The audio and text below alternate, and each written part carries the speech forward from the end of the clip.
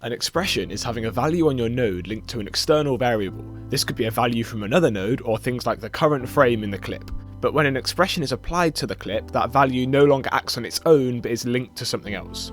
So to give myself a blank canvas to work with, I'm going to add a Fusion composition from the effects panel into my timeline. From here, I can then enter the Fusion tab. In the Fusion tab, I'm going to create a text node and then just enter some placeholder text. Here, I want the background of my node to get more red as I increase the scale of my text. I want to link the value of the tracking, which is the space between the letters, to the size of the text for a cool animation.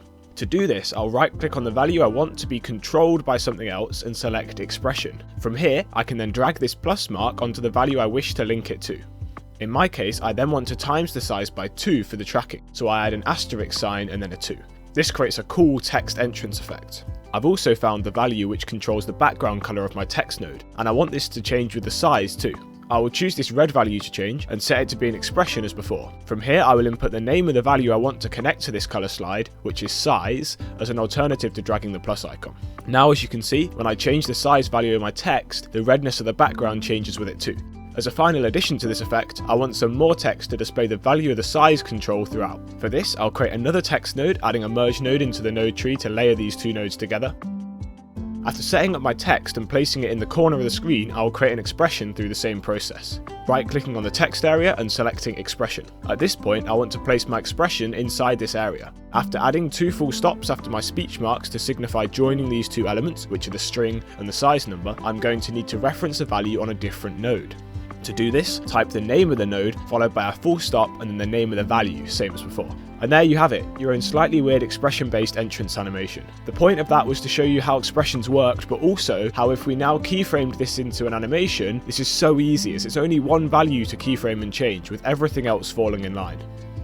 Now that you've got the base understanding for how expressions in Davinci Resolve Fusion work, here are some expressions that are worth checking out and experimenting with yourself. This one returns the current frame in the clip. This returns the number rounded down to an integer, with the CL equivalent rounding it up instead. This one provides the percentage way through the clip from 0 to 1. This returns the string day of the week, and using other parameters in the brackets, you can do other things like the current date and time. And finally, this one returns the value of the parameter 10 frames before the current frame.